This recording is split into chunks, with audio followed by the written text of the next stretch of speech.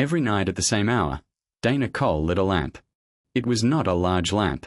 It ran on a sliver of battery no bigger than a coin, and it gave off a light the color of old honey. She kept it on the shelf above her desk, next to a photograph of a man with a crooked smile, and every night, whether she was tired or angry or simply too busy, she stopped what she was doing and lit it. Nobody on Kestrel Reach asked her why anymore. They had asked, once, in the first year. She had given them an answer that was true without being the whole truth, that it helped her think. That was enough for most people. It was not enough for her. The truth was this. 3 years ago, a reactor coupling had failed on the lower ring of the station, and her husband Sam had been the one standing closest to it when it did. There had been no body to bury, only a name added to a wall and a silence that moved into her quarters and never quite moved out. The lamp was the only thing she had found that pushed the silence back, even a little, even for an hour. Kestrel Reach was not a famous place.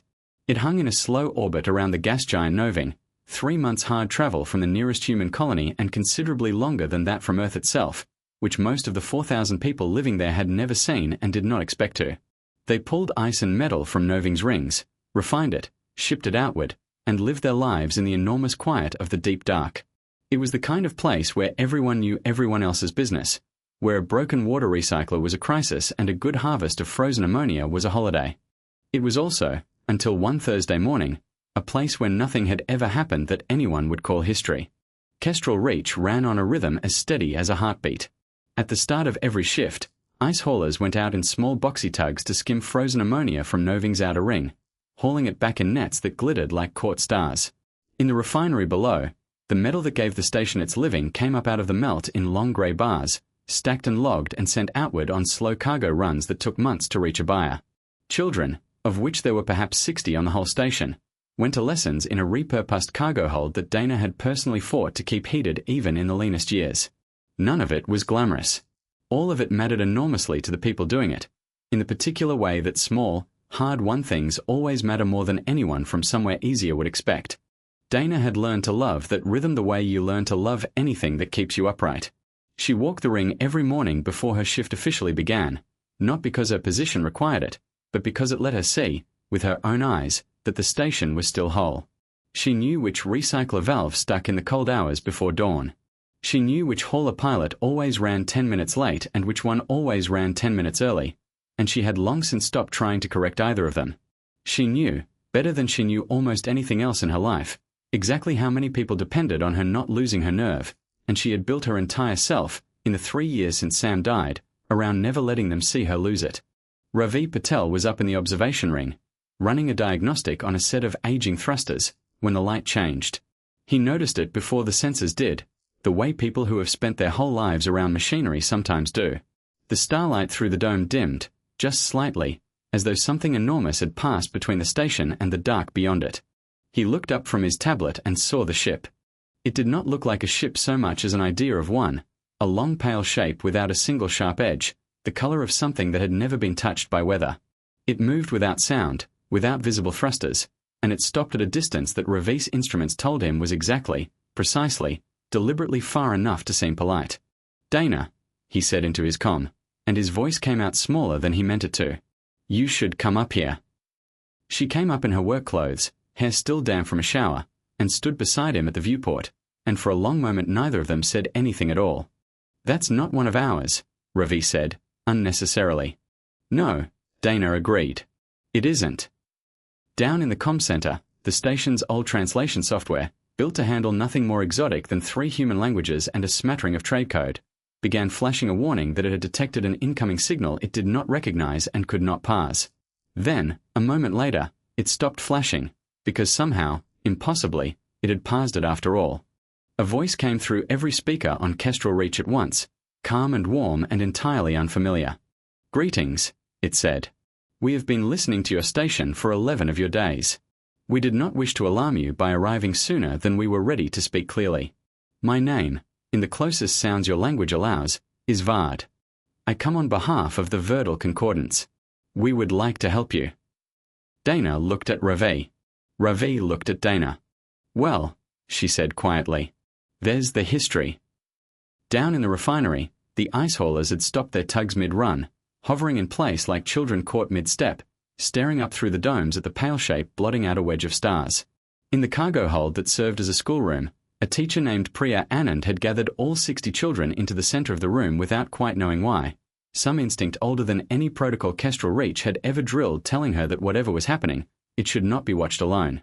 Word spread through the station in the particular way news always spread on Kestrel Reach, faster than any official channel, carried mouth to mouth down corridors barely wide enough for 2 people to pass. By the time Dana made it back down to the comm center, every screen on the station was already tuned to the same feed, for 1,000 people watching a single pale ship hang in their sky and wondering, together, whether the ordinary rhythm of their lives had just ended or simply changed shape. Dana stood in the doorway for a moment, looking at all those waiting faces, and felt the old, familiar weight settle back onto her shoulders, the one that had nothing to do with grief and everything to do with responsibility. Whatever this was, they would need her steady. She had gotten very good, over 3 years, at being steady even when she did not feel it. She keyed the station-wide channel. "This is Administrator Cole," she said, and was faintly surprised at how calm her own voice sounded. "Nobody panic. Nobody do anything foolish. We are going to find out what they want, and we are going to do it together, the way we do everything else around here." It was not much of a speech. It did not need to be. On Kestrel Reach, the promise of together had always been enough. The shape of mercy. They brought Vard aboard through the cargo lock because it was the only entrance on Kestrel Reach large enough for a proper reception, and because Dana wanted, badly, for the first alien to ever set foot on her station to see the ordinary, working hard of it rather than a scrubbed conference room built for a moment like this. There was no such room. There had never needed to be. The locked door took 11 seconds to fully cycle, and Dana spent every one of them acutely aware of the small crowd that had gathered along the gantry above, workers still in their coveralls, a few children who had talked their way past Priya's watchful eye, all of them silent and staring. She had asked people to stay back. She had known, asking it, that they wouldn't, not entirely, and she had decided that was probably the right instinct anyway. Whatever came through that door was going to be part of their lives now, one way or another. Better they see it plainly than imagine it in the dark. When the door finally opened, there was no dramatic flourish, no honor guard, no blast of alien music. There was simply Vard, ducking slightly to clear a frame built for a smaller species, followed by 2 others of his kind who hung back near the lock and did not speak the entire visit, their function apparently more ceremonial than practical. Vard's eyes moved once, slowly, across the gantry, across the stacked crates of refined ore, across the faces watching him from above, and something in his posture suggested he was cataloguing all of it with genuine, careful attention rather than the polite disinterest Dana had half expected.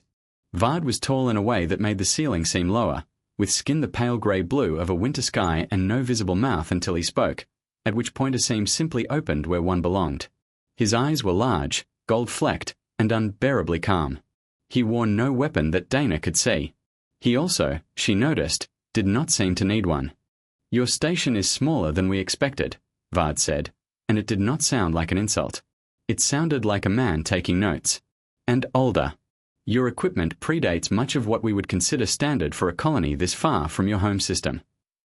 "We make do," Dana said. "You do more than make do," Vard said. "You have kept 4,000 people alive in a place that wants them dead, for 11 years, without our help. That is not nothing. It is, in fact, part of why we are here." He was led to the station's largest common room, where the long tables that usually held card games and shared meals had been pushed to the walls, and he sat in a chair built for a human body with a patience that suggested he had done this many times before, on many stations that were not this one. "I will not waste your time with long ceremony," he said. "The Concordance has observed your kind for some time, at a distance, through the small colonies you have scattered along this edge of your territory. We have watched you build, and trade, and also watched you grieve, in ways that concern us." "Grieve," Dana repeated. "Yes." Vard's gold eyes found hers, and for a moment she had the uncomfortable sensation of being read like an instrument panel. "You wear it. All of you. It sits in you and does not leave. We have seen wars fought decades after the reason for them is gone, simply because no one could let the old wound close. We have seen individuals carry a single loss for the whole of their lives, as you do." He did not look at the lamp on her desk 3 decks away, because he could not have seen it, but Dana felt, absurdly, as though he had. "On our world," he continued, "we do not carry these things. When a sorrow becomes too heavy to serve any purpose, The mind releases it. We call this process the hush. It is not forgetting in the way you mean the word. It is closing a wound so the body can walk again. We believe it is the kindest gift we can offer a species still learning to survive its own history. Ravi, standing near the back of the room with his arms crossed, spoke before Dana could stop him. You want to make us forget things. We want to help you stop suffering things that no longer need to be suffered, Vard corrected, gently. The distinction matters greatly to us, even if it does not yet matter to you. Marta O'Yelleran, who ran the hydroponics bay and had never in her life been shy about speaking up in a meeting, leaned forward with her arms braced on the table. And who decides what no longer needs to be suffered? You. The process itself decides, Vard said. That is, I know, difficult to trust from the outside. The hush does not select memories arbitrarily. It responds to weight, to sorrow that has stopped serving any function beyond its own persistence. It cannot be aimed. It cannot be misused to erase a fact you dislike, or a person you disagree with. It only ever finds what has become, in your own words, dead weight. Sam wasn't dead weight, Dana said quietly, before she had entirely decided to say it out loud. The room went still. Vard's gold eyes settled on her, and whatever he read in her face, he did not press further on it, not then. No, he said, with something that might have been genuine gentleness. I do not imagine he was. Dana kept her voice level, though something cold had settled in her stomach. And if we decline this gift? For the first time, something in Vard's calm expression shifted, not to anger, but to something closer to sorrow. Then we would consider your species not yet ready to govern your own recovery, and the Concordance would be obligated to intervene for your protection, whether or not you welcomed it. I hope, sincerely, that it will not come to that. I have found, in my work, that it very rarely needs to. How long, Dana asked, before it needs to? The Concordance does not enjoy imposing timelines, Vard said, but I understand your people find uncertainty harder to bear than a clear boundary, so I will give you one. You have 30 of your days to reach an understanding with us. That is not, I want to be clear, a deadline for surrender. It is simply the point at which observation ends and the process of care must, in good conscience, begin whether or not it has been welcomed. Marta, who had said nothing until then, spoke up from near the back wall, her arms crossed tight over her chest. And if 30 days isn't long enough for 4,000 people to agree on something you're asking a whole species to decide, then the Concordance will decide on your behalf, Vard said, without malice, in the tone of a man stating a fact he found genuinely regrettable. I would rather that not happen.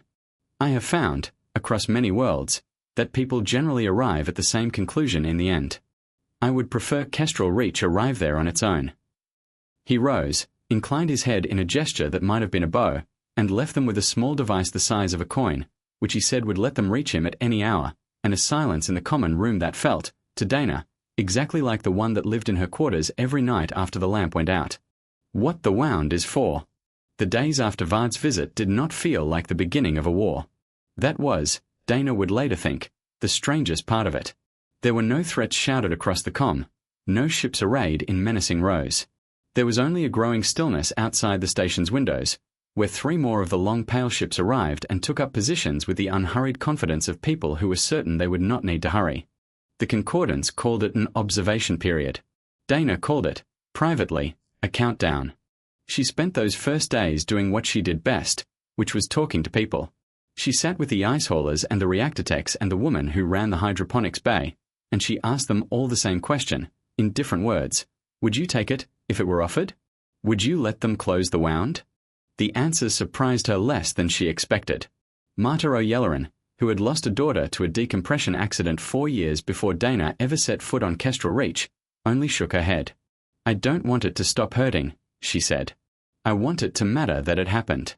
If it stops hurting, it stops mattering, and then what was she even for? Not everyone felt that way.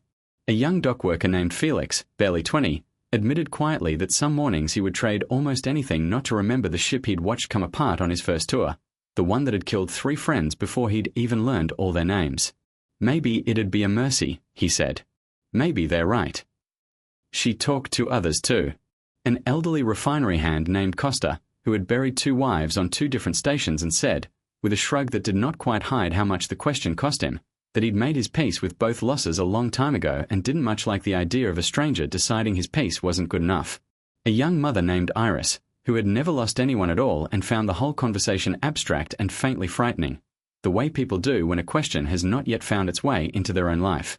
A hauler pilot who joked that he'd happily let the aliens erase his memory of the last performance review Dana had given him, and then, when nobody laughed, admitted quietly that he was more frightened than he was letting on. By the end of the second day, Dana had spoken to nearly 200 people, and she had come to understand that there was no single answer she could give the Concordance on behalf of Kestrel Reach, because there was no single answer inside Kestrel Reach itself. That, she thought, walking back to her quarters past windows full of alien ships, might be exactly the problem. The Concordance appeared to be offering a decision meant for individuals to an entire station at once, on a schedule that left no room for 4,000 people to arrive at 4,000 different answers. She spent an evening, too, reading whatever the station's small archive held on the Verdal Concordance itself, most of its second-hand trade reports and the occasional garbled diplomatic bulletin passed along from colonies closer to the frontier. What she found painted a picture of a civilization built on an old and, by the record's account, genuinely gentle premise. Dozens of species drawn together across centuries not by conquest, in the traditional sense, but by rescue. Every member species, so far as the archive recorded, had been brought into the Concordance during some crisis of its own, a plague, a resource collapse, a civil war grown too costly to sustain, and every one of them had, at some point in that rescue, been offered something like the hush. None of them, so far as Dana could find, had ever been recorded refusing it. She did not know whether that meant no one ever had, or simply that no one who had was still around to say so. Ravi, reading the same reports over her shoulder late that night, put it more bluntly. "They've never lost an argument," he said. "Not once, in 3,000 years, has anybody told them no and made it stick. That's not because they're right. That's because nobody's ever had the chance to find out." Dana carried both answers home with her that night, and she understood, for the first time, what made this so much harder than a fleet of enemy ships. An enemy fleet asked you to fight for your life. This asked you to decide what your life was for. It was Ravi who found the crack in the doctrine, though he did not recognize it as one at first. He had gone down into the old equipment stores below the mining bays, hunting for a part to replace a failing coupling, and had come across a set of pre-war mining resonance dampeners, the kind used decades earlier to stop drilling vibrations from shaking apart delicate ice formations before extraction. They were ancient, inefficient, mostly forgotten, half of them still caked in the grey dust of a decade of disuse. He almost left them where they lay. It was pure habit, the same habit that made him check every piece of equipment that crossed his path whether he needed to or not, that made him drag one out into the light and run a diagnostic scan across its old frequency bands. The result did not make sense to him at first. He ran it twice more, adjusting for interference, certain he had made an error somewhere. He had not. There was a signal moving through the outer hull of Kestrel Reach, threading itself into the station structure at a frequency so faint that nothing in the station's standard sensor suite had ever been built to notice it. It was not communication. It carried no data packet, no message, nothing that any translation software would recognize as language. It was simply there, patient and continuous, the way a heater hums in a wall long after you've stopped noticing the sound. But when he ran a scan for curiosity's sake, he found that the old dampening frequency of the mining equipment sat almost exactly across that band, close enough that the two might interfere with one another if he pushed the numbers just right. It took him 6 hours of trial and adjustment, alone in the equipment bay with cold coffee and a growing, uneasy excitement, before he was certain of what he'd found. "They're already transmitting something," he told Dana that night, spreading data across a desk while the little lamp burned quietly between them. "It's not strong. Not yet. But it's aimed at us, all the time, and I don't think it's a communication signal. I think it's the hush itself. I think they're trying to be gentle about it." Dana looked at the readout for a long moment, then at the lamp, then at Ravi. "Can you block it?" "Maybe. For a while. These old dampeners weren't built for this, but they weren't built for nothing either." He hesitated. "It won't hold forever, Dana. It'll buy us time. That's all." "Time is the only thing anyone's offering us," Dana said. "Do it." She did not tell him, that night, that she had already begun to notice something wrong in herself, a morning, 2 days earlier, when she had reached for the shelf above her desk out of habit and, for one long and terrible second, had not been able to remember why. Small wins, small warnings. RV dampeners went online on a Sunday, run off a patchwork of borrowed power lines and no small amount of profanity, strung together from parts scavenged out of 3 different decommissioned mining rigs and held in place, in one memorable instance, with a length of cargo strapping because the proper mounting bracket had cracked at the last possible moment. Half the engineering crew worked through the night to get it running, and when the readouts finally settled into a steady, dampen hum, a ragged cheer went up in the equipment bay that Dana, walking past on her way to check the reactor logs, heard 3 decks away. For 3 days, it seemed to work. The faint hum of the Concordance's signal, invisible to every sense but the station's instruments, dropped to almost nothing. People slept better. An old grief that had been surfacing more than usual in the mess hall, a widower who kept starting to cry over nothing, a mother who had begun calling for a son who'd been gone 6 years, settled back down into its familiar shape. Even Verdal Concordance, who had been quieter than usual all week, seemed to find his footing again, laughing at something Felix said over breakfast in a way that made the whole mess hall feel, briefly, like an ordinary morning on an ordinary station. Dana allowed herself, for those 3 days, something close to hope. She began drafting a message to send back to Vard, one that was not a surrender and not quite a refusal either, an attempt to buy real time for real negotiation rather than borrowed time stolen from old mining equipment. She showed drafts of it to Ravi, to Marta, to anyone whose judgment she trusted, testing every sentence like a whole plate before flight. It was Vard himself who told her, gently, that it would not be enough. He returned to the station on the 4th day, alone, without escort, and asked to see her privately. He looked, if it was possible for a face so unlike a human one to look like anything human at all, tired. He had come, this time, without the 2 silent companions who had flanked him on his first visit, and Dana wondered, watching him walk the length of the corridor to her office alone, whether that absence itself was a kind of message. He sat across from her desk in the same chair as before, and for a long moment he simply looked at the lamp, which was unlit at that hour, its little glass shade catching the office's ordinary overhead light instead. "May I ask what it commemorates?" he said finally. "I do not mean to intrude. I have simply noticed it, both times I have sat in this room, and I find I am curious in a way my training does not entirely account for." Dana considered lying, or deflecting, the way she had with everyone else who had asked. She found, looking at him, that she did not want to. "My husband," she said. 3 years ago. I light it every night. It doesn't fix anything. It just means I haven't stopped noticing that he's gone." Vard was quiet for a moment. "On my world, we do not keep such things," he said. "Not because we are forbidden to. Because the impulse itself fades, along with the sorrow that would have driven it. I confess I had never considered, before this posting, that the impulse and the sorrow might not be the same thing to lose." It was the closest he had come, in either visit, to admitting doubt, and Dana filed the moment away carefully, the way she filed away every small crack in a piece of equipment that might, one day, be worth knowing about. She let the silence sit between them for a moment before she asked the question she had actually called him here to answer. "You didn't come to ask about a lamp," she said. "You came because of Ravi's dampeners." Something in Vard's posture straightened, the careful warmth of a moment ago folding back into something closer to duty.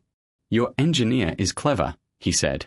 His gold eyes flicked to the little lamp, and this time she was certain he had noticed it deliberately rather than by accident. "The dampening field is a resourceful solution. I want you to know that I mean that as a genuine compliment, not a warning." "But," Dana said, "but the field my ship generates was never meant to force anything. It was meant to be an invitation, offered gently, over time, to minds that were ready to accept it. What your engineer has done is delay an invitation. It has not stopped anything that was truly determined to happen." He folded his long hands together. "The Concordance does not consider borrowed time a refusal, Administrator Cole.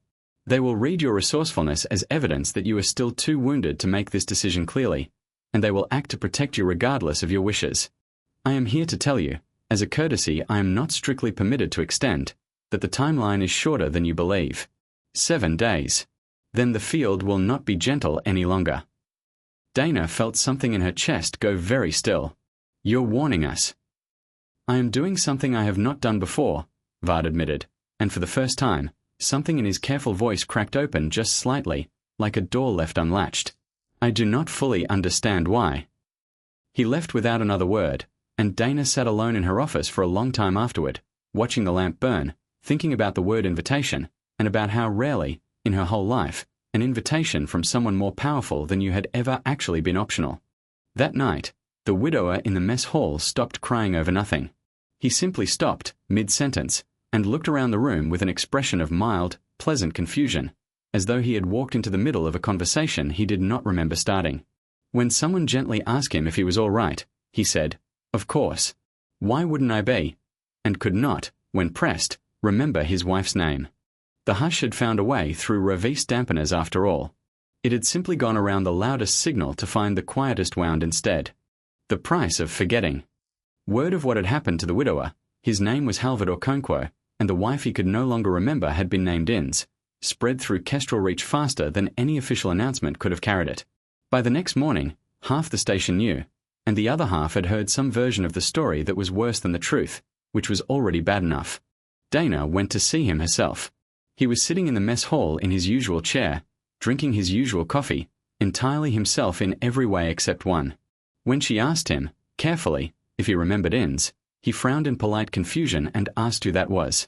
When she showed him a photograph from the station archive, he studied it with mild interest, the way a stranger studies an old family photo that is not his own, and said that the woman in it looked nice. There was no horror in his face. That was the worst part. He was not suffering. He seemed, if anything, lighter than he had in years, his shoulders less rounded than Dana had seen them since she'd taken this post, his voice easier, almost cheerful. He asked, with polite concern, why everyone around him looked so stricken, and when nobody could quite answer him, he simply shrugged and went back to his coffee, entirely unbothered, a man standing in the wreckage of something he could no longer see. That, Dana realized, standing in the mess hall with her hands shaking, was exactly the argument the Concordance would make in their own defense. Look, he is not in pain anymore. Isn't that mercy? She found she had no answer to it that did not sound, spoken out loud in that ordinary, coffee-smelling room, faintly cruel. Wasn't it good, in some sense, that he no longer hurt? What kind of administrator stood in front of a man freed from years of grief and wished, even for a moment, that he had it back? She wished it anyway. She stood there and wished it back for him with a ferocity that frightened her, because she understood, watching him sip his coffee in blissful ignorance, that whatever had been taken from him had not been only pain. It had been Inns. All of her, the specific shape of a specific person, reduced now to a photograph of a stranger who looked nice. Priya heard about it within the hour, and made the decision, without asking anyone's permission, to gather her 60 children early that afternoon and tell them plainly what had happened, in words simple enough for the youngest of them to hold on to. She did not want them hearing a garbled version of it in the corridors and imagining something worse. One of the older children, a girl of perhaps 11 who had lost her own father the year before Dana arrived, asked in a small voice whether the aliens could do that to her too, whether one morning she might simply stop missing him without ever agreeing to it. Priya did not have a comforting lie ready, and found, to her own surprise, that she did not want one. She told the girl the truth, that she did not know, that grown-ups all over the station were trying very hard to make sure the answer was no, and that in the meantime, the two of them could sit together and say the father's name out loud, right now, so that at least today, it still belonged to both of them. Dana heard about that conversation secondhand, hours later, and it was, more than anything Vard had said to her, the thing that finally settled her resolve into something hard and unshakable. She called an emergency meeting that night, every department head crowded into the common room where Vard had first sat among them, chairs dragged in from 3 other rooms to fit them all. Ravi presented what data he had, laying out, as plainly as he could, exactly how the field had found its way around a dampener never designed to stop something so patient. Marta spoke for the ones who had lost people and did not want to be helped in this particular way, her voice sharp with an anger that had nowhere useful to go. Costa spoke quietly about his 2 wives and said, more to himself than to the room, that he did not know what he would do if he woke up one morning and one of them had simply stopped being someone he remembered missing. Felix, quietly, admitted that some part of him still envied Halvard, and was ashamed to admit it, and admitted it anyway, because he thought it needed to be said out loud. Iris, the young mother, asked the question nobody else quite wanted to ask. What if some of them wanted this, genuinely, and the argument happening in this room was actually taking that choice away from people like Halvard just as surely as the Concordance was accused of doing? Nobody had a clean answer for her either. The meeting went in circles for the better part of 2 hours, voices rising and falling, old friendships fraying at the edges under the strain of a question none of them had ever expected to have to answer. Dana let the argument run its course longer than she might have on an ordinary night, because she understood that people needed to hear themselves say these things out loud before they could stand behind any decision that followed. When she finally spoke again, it was not to settle the philosophical question Iris had raised, which she suspected had no clean settling at all, but to bring the room back to something she could actually act on before the 7 days ran out. "I don't think we get to decide, tonight, what grief is for," she said. "I think all we get to decide is whether Kestrel Reach gets a real say in it, or whether that choice gets made for every one of us by a field none of us can see, running quietly through the walls whether we agree to it or not. I'd rather we lost this argument honestly, all of us together, than won it by accident because nobody got the chance to have it at all." The blockade, meanwhile, had begun to bite in smaller, more practical ways. The Concordance ships had made no move to stop cargo traffic outright, but the outgoing freighter that should have left 3 days earlier sat idle at the dock, its captain unwilling to fly through a fleet of alien vessels without some assurance of safe passage that nobody could give him. Refined or began to stack up in the yards with nowhere to go. Fresh supplies that should have arrived on the return trip stayed wherever they were instead, and the hydroponics bay, already stretched thin feeding 4,000 people, began quietly rationing what remained of its last harvest of greens. It was not yet a crisis. Everyone on Kestrel Reach understood, without needing to be told twice, exactly how quickly it could become one. It was in the middle of that second, tense night that Ravi caught a young dockhand named Petro trying to override the dampening field's power routing, rerouting nearly a third of its output toward the idle freighter's engines in a desperate, half-formed plan to simply run the blockade under cover of dark and bring supplies back from the nearest trade station regardless of what waited outside. Ravi didn't report him. He sat with him instead, in the cold equipment bay at 3 in the morning, and talked him down not with authority but with the plain, exhausted honesty of someone who understood the impulse completely and still thought it would get him killed. "We are not losing this because we ran out of food," Ravi told him.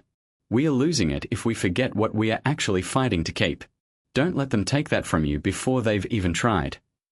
"We can't fight their ships," Ravi said flatly, when the arguing had gone in circles long enough.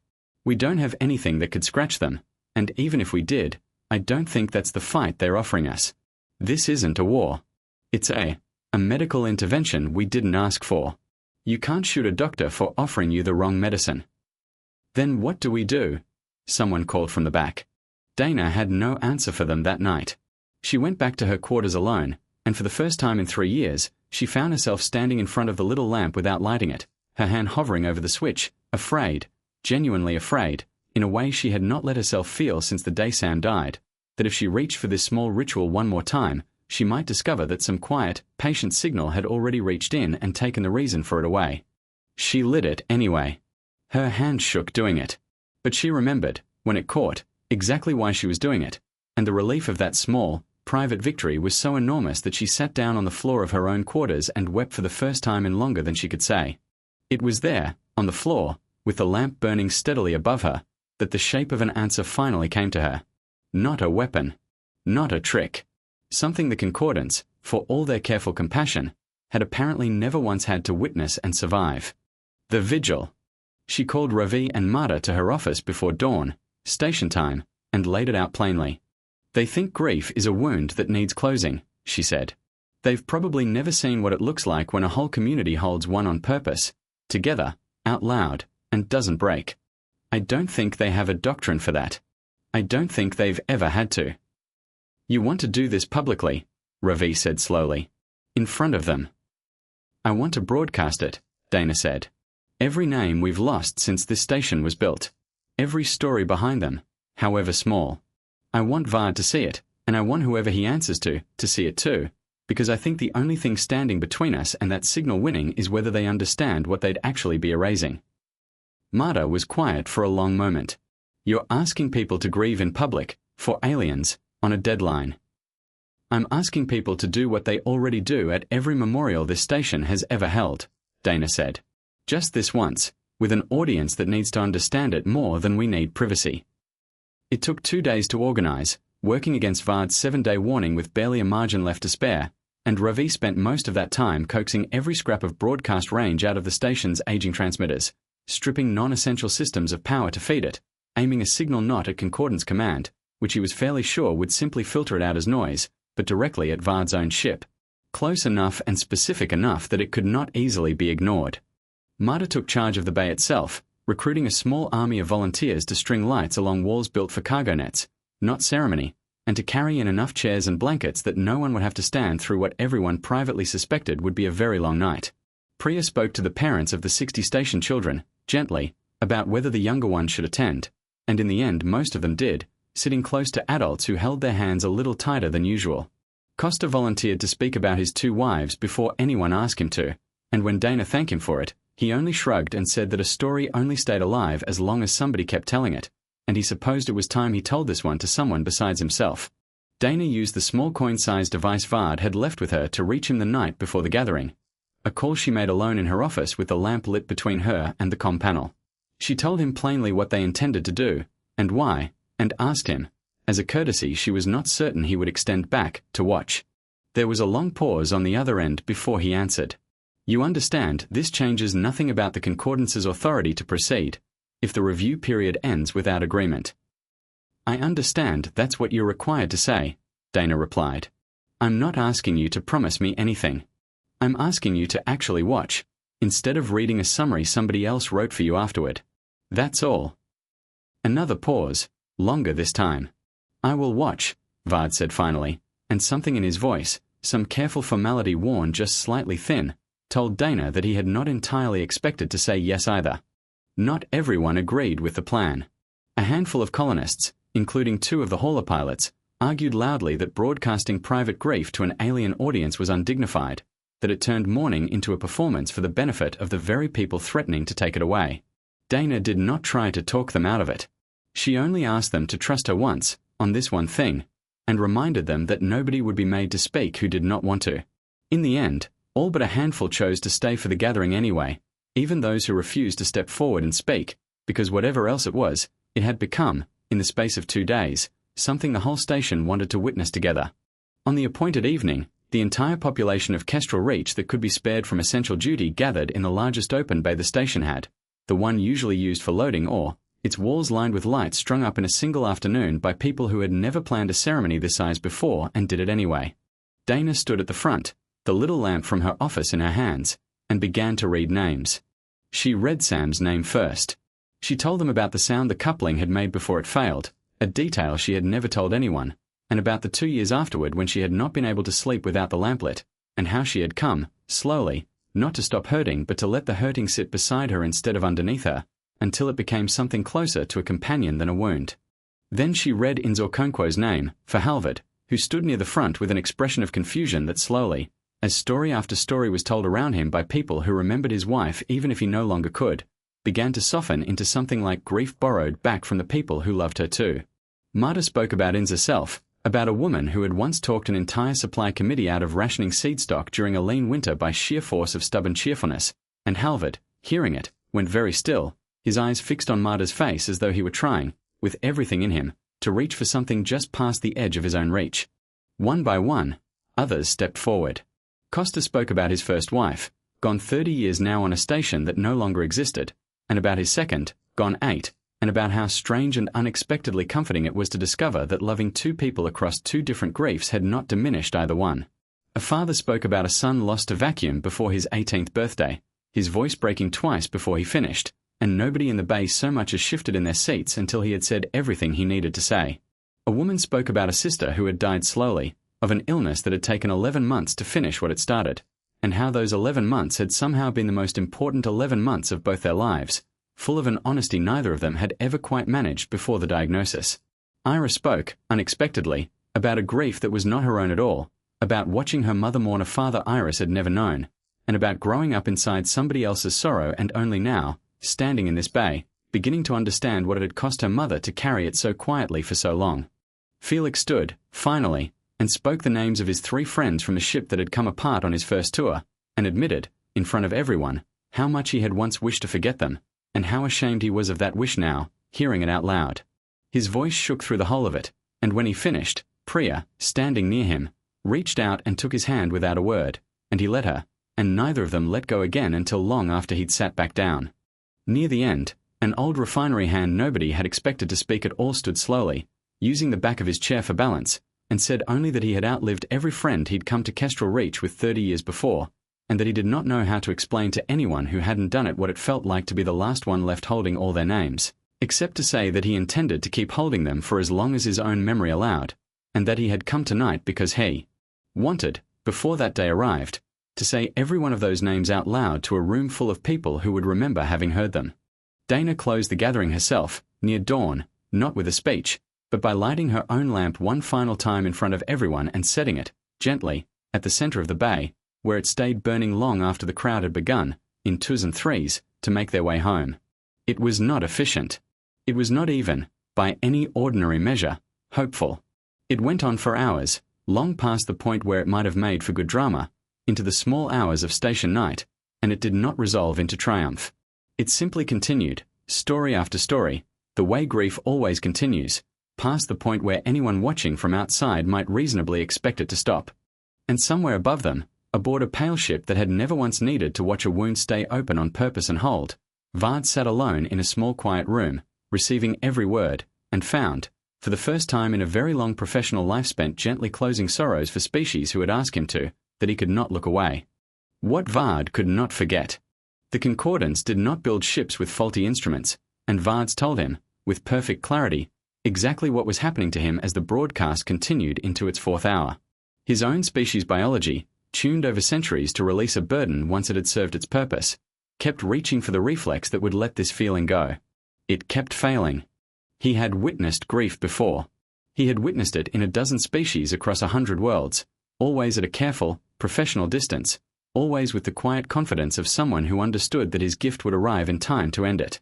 He had stood in rooms very much like that cargo bay, on worlds with names Kestrel Reach people would never learn, and watched beings not unlike these ones weep for the dead, and he had always felt, in those rooms, a kind of professional tenderness, the tenderness of a physician toward a patient whose suffering he knows, with total certainty, that he is about to end. He had never once sat with it deliberately, invited not to end it, invited only to stay. By the second hour, he noticed his hands had gone very still in his lap, an old habit from his training meant to help the mind release what no longer served it, and he found, watching Dana Cole's face on the feed as she spoke her husband's name for the second time that night, that his hands remained still for an entirely different reason now. By the third hour, he had stopped taking the careful mental notes he had been trained since childhood to take, the notes that would ordinarily have formed the backbone of his report to Ossa. By the fourth hour, watching a young man named Felix speak 3 names into a silence that nobody in that bay seemed willing to fill for him, Vard found that something in his chest had tightened in a manner his own physiology had no established response for, and instead of reaching, as he always had, for the reflex that would let the feeling go, he found himself, almost experimentally, choosing not to.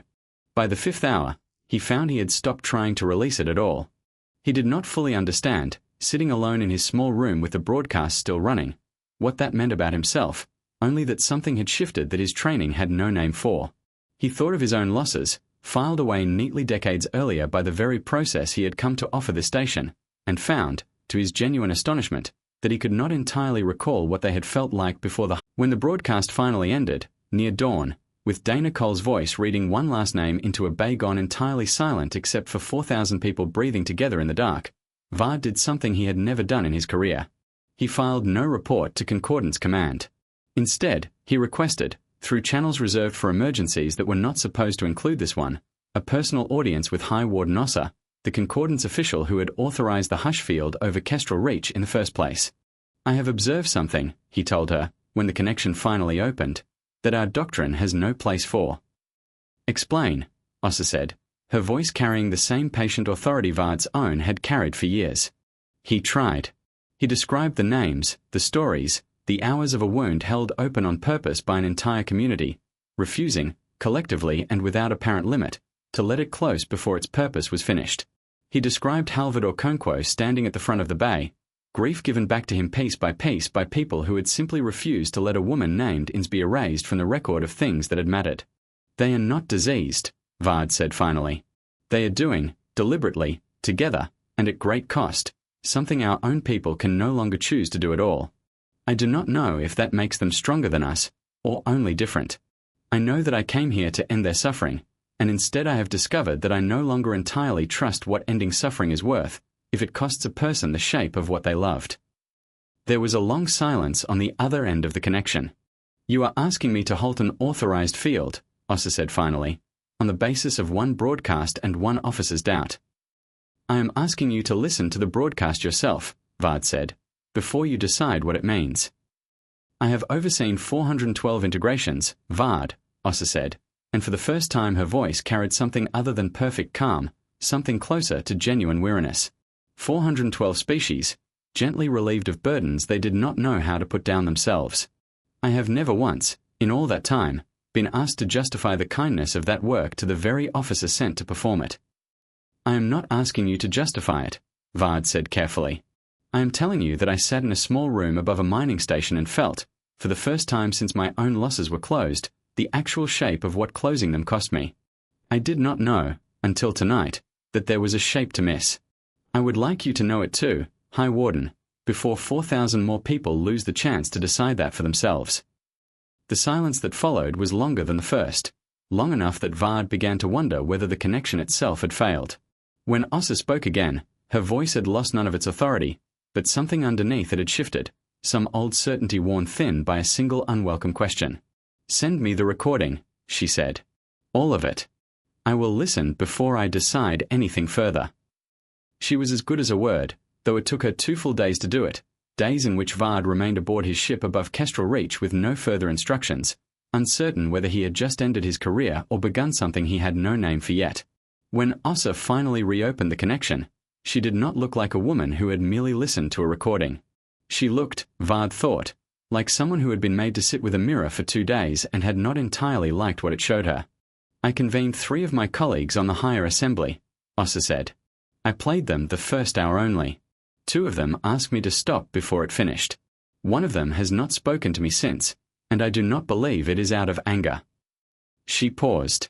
We have built our entire practice on the assumption that no species, given the true choice, would prefer to suffer. I still believe that is true, Vard. What I no longer believe, after these 2 days, is that we have ever actually offered anyone the true choice. We have only ever offered it after making the suffering as visible and as costly as possible to sustain. These people found a way to make it visible to us instead. I do not think our doctrine survives that reversal intact. What will you tell the assembly? Vard asked. That Kestrel Reach will be withdrawn from the integration schedule, pending a review I intend to insist on personally, Ossa said. It will not be popular. It may not even be permanent. But it will be true, and for the first time in longer than I care to admit, I find that matters to me more than whether it is comfortable. The second lamp. The field went silent 3 days later, without announcement, without ceremony, the way most true changes of heart tend to happen far from any camera that would have made them dramatic. Ravi noticed at first, the way he had noticed the ship's arrival weeks before, a faint hum in his instruments simply no longer there. He ran the scan 4 times before he trusted it, and then he sat down hard on an equipment crate and did not tell anyone for almost 20 minutes, needing, he said later, a little while just to believe it on his own before he had to believe it out loud for the whole station. Those 3 days had not been easy ones. The broadcast had ended, but the field had not gone silent immediately, and for 2 long days afterward Kestrel Reach lived with the uncertainty of not knowing whether anything they had done had mattered at all. Dana barely slept. She walked the ring each morning as she always had, checking the same sticking valve, greeting the same haulers, and found that the ordinary rhythm of the station, which had always steadied her before, now felt like something fragile she was guarding rather than something solid she could lean on. Halvard Okonkwo, for his part, had begun asking questions, small and halting at first, about his wife. He did not remember her, but he had started, in the days after the vigil, to want to. Vard came aboard one final time, alone, and asked to see Dana in her office rather than the common room. He looked thinner in some indefinable way, not physically, but as though some careful, professional armor he had worn through every previous visit had been set down somewhere along the way and not yet picked back up. He looked at the lamp on her shelf for a long moment before he spoke, and this time he did not pretend not to have noticed it. I listened to the entire broadcast again this morning, he said, before Dana had even finished sitting down. Alone, this time, with nothing else demanding my attention. I wanted to know whether the second listening would feel different from the first, now that I understood what I was choosing to hear. He paused. It did not feel different. If anything, it felt heavier, which I am given to understand is the opposite of what a well-trained officer of the Concordance ought to experience upon a second exposure to the same material. I found I did not mind. High Warden Ossa listened to the full broadcast, he said. All of it. She did not tell me what it cost her to do that, only that she did it twice. He paused. The field has been withdrawn. Kestrel Reach will be recorded, in our records, not as an integration success, but as something the Concordance does not yet have a word for. I believe, in time, we will need one. And the offer? Dana asked. The hush, for anyone here who wants it. Will remain, quietly, for any individual who genuinely chooses it, Vard said. Halvard Okonkwo has asked to keep what has been given back to him, piece by piece, over these last 3 days. He does not remember all of it yet. He says he intends to let his neighbors keep telling him the rest, for as long as it takes. Something that might, on a human face, have been the beginning of a smile touched the seam of his mouth. I confess I find that a stranger comfort than the one I came here to offer. I am not yet certain what to do with that. He left that afternoon, and the pale ships withdrew from Kestrel Reach sky one by one over the following week, though not entirely, not forever. A single small vessel remained in a slow, respectful orbit at the edge of the system, less an occupier now than something closer to a student, watching a species hold its wounds open on purpose and somehow, impossibly, keep walking anyway. In the weeks that followed, Kestrel Reach did its best to return to its old rhythm, and mostly succeeded, in the particular way that places always return to their rhythms after something enormous has happened to them, changed underneath in ways that would take much longer than weeks to fully surface. The ice haulers went out each morning. The refinery bars stacked up in their usual neat rows. Priya's 60 children went back to lessons in the repurposed cargo hold, though more than a few of them now asked, unprompted, about people who had died before they were born, wanting to hear the stories for themselves rather than simply accept the silence around a name. Halvard Okonkwo began keeping a small notebook, filled slowly, page by page, with things his neighbors told him about his wife. He said, when Dana asked him about it, that he did not expect to ever feel about the words in that notebook the way he imagined he had once felt about the woman herself, but that he had decided he would rather carry a borrowed grief honestly than an easy peace he hadn't chosen.